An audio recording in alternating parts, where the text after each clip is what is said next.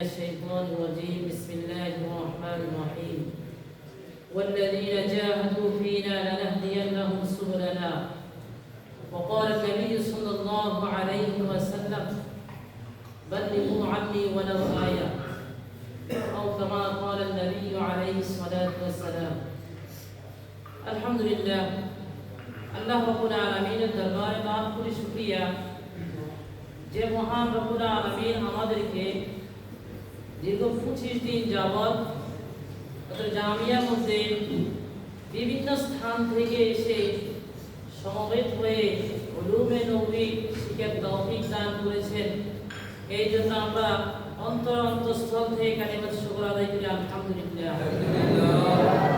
প্রিয় তালিবুল ছাত্র ভাইরা, আসলে এখানে দীর্ঘ আলোচনার কোনো বিষয় না।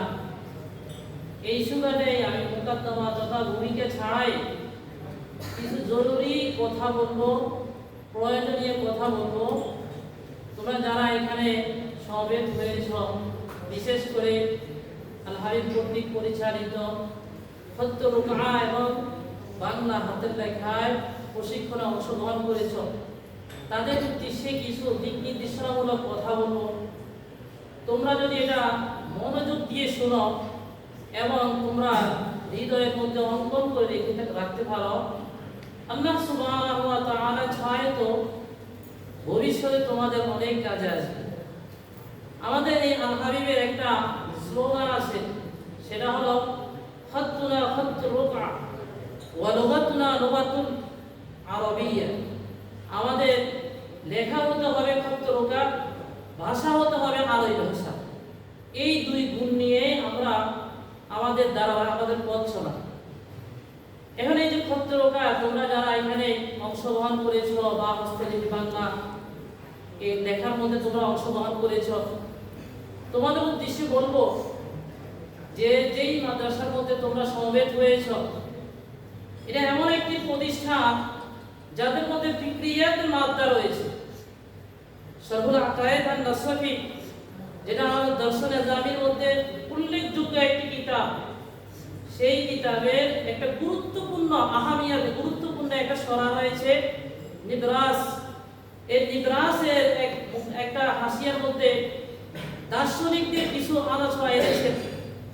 দার্শনিকরা বলেন যেই কোনো জাতির মধ্যে, যেই কোনো মানুষের মধ্যে 5টি বৈশিষ্ট্য থাকবে, ওই জাতি অন্য জাতির সামনে সে উজ্জ্বল নক্ষত্রের মতো হয়ে যাবে। সেই 5টি বৈশিষ্ট্য তিনি উল্লেখ করেছেন বা দার্শনিকরা বলেন। 1 নম্বর হলো ইলমিয়াত, যেই জাতির মধ্যে যোগ্যতা ইলমি মালুমাত থাকবে, ওই জাতি অন্য জাতির সামনে নক্ষত্রের মতো উজ্জ্বল হয়ে থাকবে। 2 নম্বর ফিকরিয়াত, তথা ছাত্রদের তলেবুলেমদের ফায়দা, নিজের ফায়দা, ব্যক্তিগত জীবনে, সামাজিক জীবনে, অর্থনৈতিক জীবনে, রাজনৈতিক জীবনে, সর্বজীবনে যে ফিকরিয়াতের মাত্রা রাখে, সে অন্যের কাছে উজ্জ্বল নক্ষত্রের মতো হতে পারে। আলহামদুলিল্লাহ, এই মাদ্রাসার আসাদায়ে কেরাম এবং কর্তৃপক্ষ তারা এমন ফিকরিয়াত নিয়ে চলে যে তারা সর্বদা এমন ফিকির নিয়ে চলে যে তালিবুল ইলমদের ইলমি এবং আমলি, তালিমি এবং তারবিয়াতি উভয় দিক থেকে কিভাবে উন্নতি হয়, এই ফিকির নিয়ে তারা চলে। আমরা আমাদের মুরাওয়াজা প্রচলিত যে কওমি মাদ্রাস আছে, এই মাদ্রাসাগুলোর দিকে যখন নাকি লক্ষ্য করি, বিভিন্ন মাদ্রাসা আছে তালিম আছে তো তারবিয়ত নাই, তারবিয়ত আছে তো তালিম নাই, একটা না একটা দিক কমতি রয়েছে। আলহামদুলিল্লাহ, দীর্ঘ 25 দিন এখানে থাকার পরে আমার কতটুকু অর্জন হলো যে এই মাদ্রাসার মধ্যে যেমন তালিমের দিকটা আছে তেমন তারবিয়াতের দিকটাও রয়েছে। কারণ এখানে সকল আসাদায়ে কেরামের মধ্যে ফিকরিয়াত রয়েছে, ফিকরিয়াতের মাত্রা রয়েছে। এই কারণে দার্শনিকরা তারা এমনি বলে নাই যে যেই জাতির মধ্যে 5টি বৈশিষ্ট্য থাকবে তারা অন্য জাতির কাছে নক্ষত্রের মতো হবে। এবং কি এই মাদ্রাসা রেজাল্ট বা বিভিন্ন দিকে আমরা লক্ষ্য করেছি, নেত্রকোনার মধ্যে বিভিন্ন মাদ্রাসা এবং এই মাদ্রাসার সাথে যখন মুআযানাত করা হয়, তখন এই মাদ্রাসার ফলাফল অনেক উঠে, এটা বলতেই হয়। কারণ হলো তাদের মধ্যে এই 5টি বৈশিষ্ট্য রয়েছে। 3 নম্বর যে বৈশিষ্ট্য বলেছেন আখলাকিয়াত, আলহামদুলিল্লাহ এখানে সমস্ত আসাদায়ে কেরামের এমন আখলাক আমরা পেয়েছি যেটা নজিরবিহীন, যেটা দৃষ্টান্ত দেওয়ার মতো না। অনেক আখলাক দেখিয়েছেন আমাদের সাথে, আখলাকে হাসানা দেখিয়েছেন আমাদের সাথে। 4 নম্বর যেটা, সেটা মুআমালাত মুআশারাত। যদিও নাকি দুইটা বিষয়, কিন্তু একটা বিষয় ধরেছেন। মুআমালাত মুআশারাতের দিকে আলহামদুলিল্লাহ অত্র জামিয়ার আসদায়ে কেরাম এবং কি যারা আছেন সংশ্লিষ্ট, তারা অনেক ভালো উত্তম। এর পরবর্তীতে 5 নাম্বার একটা জিনিস যোগ করেন তারা, সেটা হলো রুহানিয়াত। আলহামদুলিল্লাহ আমরা যখন আমাদের এই মাদ্রাসার দিকে যদি লক্ষ্য করি, আসদায়ে কেরাম তিনাদের মধ্যে রুহানিয়াতের দিকটাও আমরা উপলব্ধি করতে পারি। এখানে দুই একজন আসদায়ে কেরামের সাথে আমার কথা হয়েছে যে ওনারা এমন এমন প্রতিষ্ঠান থেকে এসেছেন, যেই সমস্ত প্রতিষ্ঠান এমন এমন যে এটা উল্লেখযোগ্য, বাংলাদেশের মধ্যে উল্লেখযোগ্য, যেগুলো আমালিয়াত ইলমিয়াত উভয় দিক দিয়ে। তো ওনারা এখানে এসে ওইখান থেকে আক্স করছেন আর এখানে তোমাদেরকে দিচ্ছেন, এবং কি এখানে যখন নাকি তিনারা আমালিয়াত ইলমিয়াতের দিকগুলো দেখাচ্ছেন, তখন হাজারো তালেবুল ইলম এখান থেকে উপকৃত হচ্ছে। তো বলতেছিলাম যে দার্শনিকরা যে 5টা বৈশিষ্ট্য কথা বলেছে, আলহামদুলিল্লাহ এটা ওনাদের সামনে আসলে এটা বলাটাও ঠিক না, কিন্তু প্রশংসা সামনাসামনি করা ঠিক না।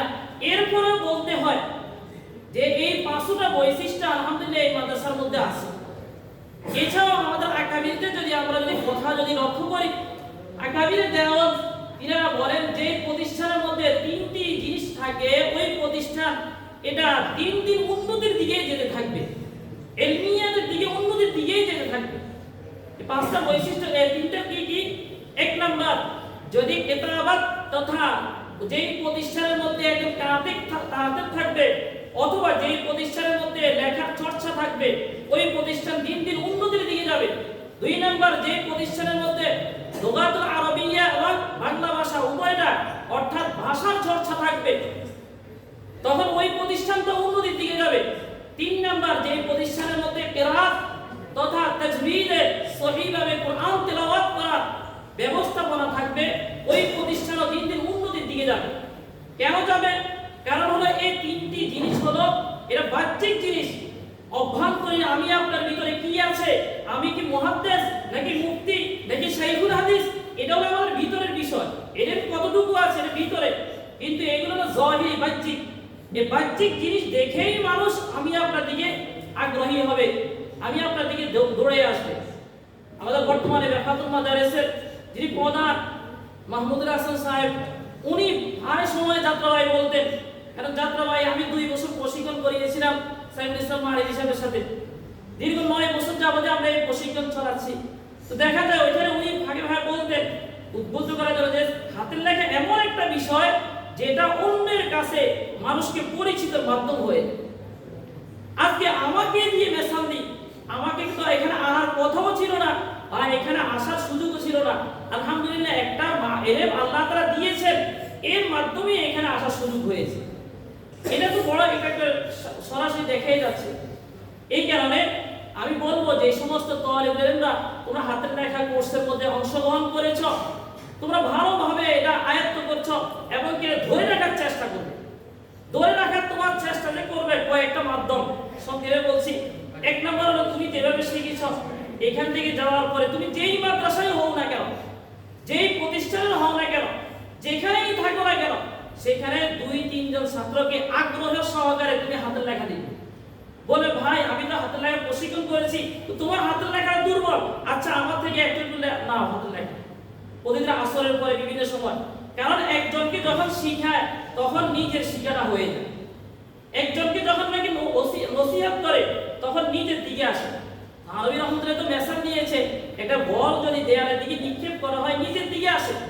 তদ্রূপ আমি আপনি যদি একটা কথা যদি ভালো কথা যদি বলি, আমার মধ্যে না থাকলে এটা আমার মধ্যে আসর করবে ইচ্ছা।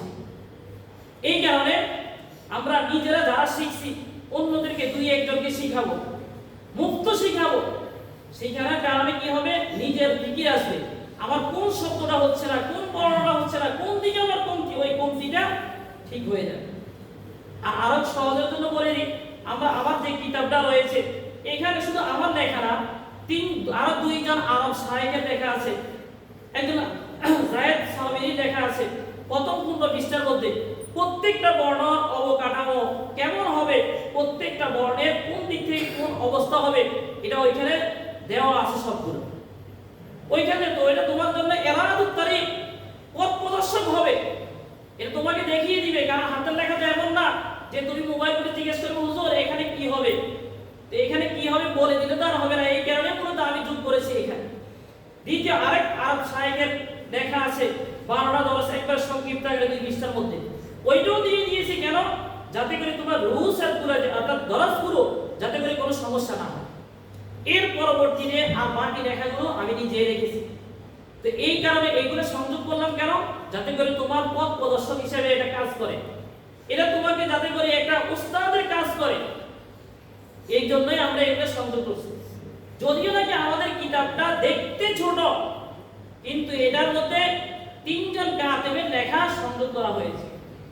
এই কারণে দেখতে ছোট হলে না, কাতেব লেখা লেখা তো এটা লেখাই, কিতাব বড় করলে যে এটা লেখা শিখে হয়ে যাবে এমন কিছু না। আমাদের অনেক সময় অনেক ভুল ধারণা থাকে যে কিতাবটা বড় না কেন, এটা বড় হলে তো ফায়দা হতো, বড় হলে তো অনেক কিছু হতো। না না, এটা কিছু না।